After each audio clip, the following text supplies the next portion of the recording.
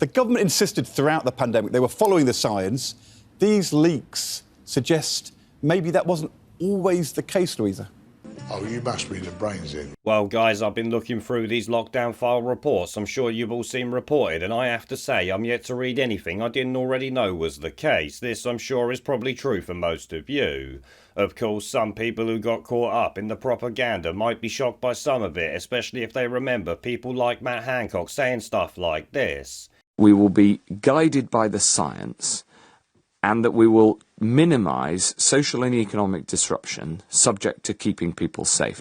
We will be advised on and guided by the science, and we will be fully transparent, both with this House and with the public. Guided by the clinical science, prioritising those... Well, as you say, we're guided by the science throughout this. That's incredibly important. But we've got to follow the science and... Yeah, these lockdown files prove that these clowns didn't follow any sort of science and instead did what was politically beneficial for the agenda they wanted to push. This, as I said, I already knew, but I'm sure many sheep out there didn't know that, and since the BBC are even talking about it, the sheep might see the obvious, well, some of them anyway. The former Health Secretary, Matt Hancock, reportedly failed to follow expert advice that anyone entering a care home at the start of the pandemic should be tested for COVID, it has been claimed. Yes, WhatsApp messages leaked to the Telegraph newspaper suggest that Mr Hancock was told in April 2020 there should be testing of all going into care homes. Mr Hancock has accused the paper of reporting a distorted account of the pandemic. Me, though, I have more questions about this whole leak than what's actually contained in it, because never forget, Isabel Oakeshott wrote Matt Hancock's book with him, which is how she got the messages in the first place. You have to question why Matt Hancock did that and would give her these text messages knowing she criticised lockdowns and knowing she could and would likely leak them. You have to question why Matt Hancock's being hung out to dry now all of a sudden when the media and that knew this from the get-go. Oh yeah, don't think for a minute that the media didn't know all this information beforehand, because I bet they bloody did.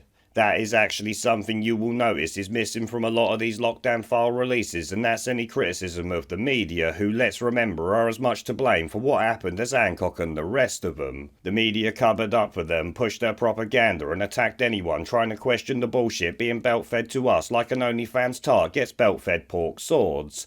Isabel Oakeshott herself has had these text messages for probably more than a year and never thought it was in the public's interest to know this before now, so you have to question why she's doing it. But mainly I sit here asking, where are the vaccine files, because I bet there's far more juicy information contained in the text about that than what's been released in this. I would love to know what conversations relating to jab contracts, clinical studies and the push to force it on as many people as possible there are. That is the information I want, alongside the other drugs pushed onto people in hospitals and care homes and any other place that happened on Hancock's watch. That is something I bet we never get, much like anyone being held to account for bloody any of it. Now though, let's get back to the lockdown files themselves. I guess one of the things that's a bit of a revelation in this, though still something people suspected, was that despite the government's propaganda, they couldn't get enough people to test during the first lockdown, to hit their stupid targets. Here you see the WhatsApp messages about it, which includes one talking about the head of Boots offering to ramp up testing to hit their targets for a price I'm willing to bear. Of course, Hancock jumped on this, but we all know that Test and Trace was one big £40 billion con, so it's hardly new information. This once again brings me back to the media, who think by hanging politicians out to dry the public will forget about their part in it, but for me that's never gonna happen. As I've said before and in this video, I hold the media as much to blame as I do Hancock, Boris Johnson, Sage Whitty and every other scumbag involved. I guess these files should end any politician ever saying they're following the science in future, because these leaks prove what we know about them following the science being complete horseshit. In fact, anyone who didn't know that early on is either ignorant or stupid, because it was clear as bloody day. The whole state, opposition party, media and everyone else was singing from the same hymn sheet, covering arses and pushing more propaganda to the public in the process. This the Telegraph actually writes about here.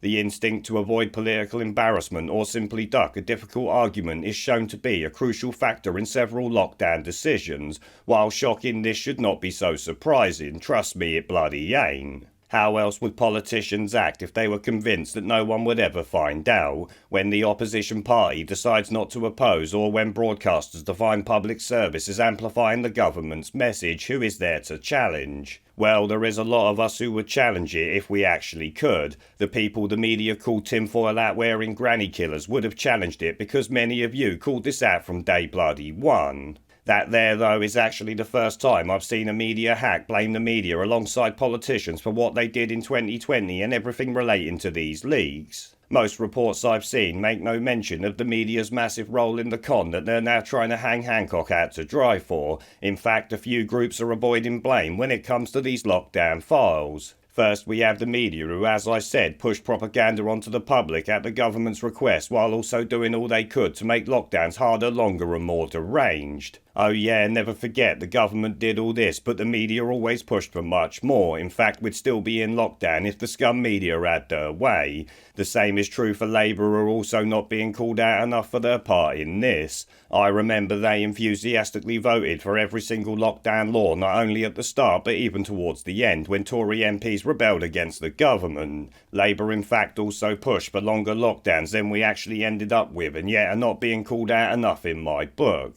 Then, of course, we've got the unions. Some might remember various unions, including the school ones, demanding more lockdowns, masks and other madness that has damaged kids' futures in a million different ways. Well, it's not just the unions, but also the bloody teachers doing all they could to keep kids off school, despite them being at no risk according to the government themselves. Oh, and teachers also pushed to force masks on kids, which in my book is as bad as much as what Hancock did.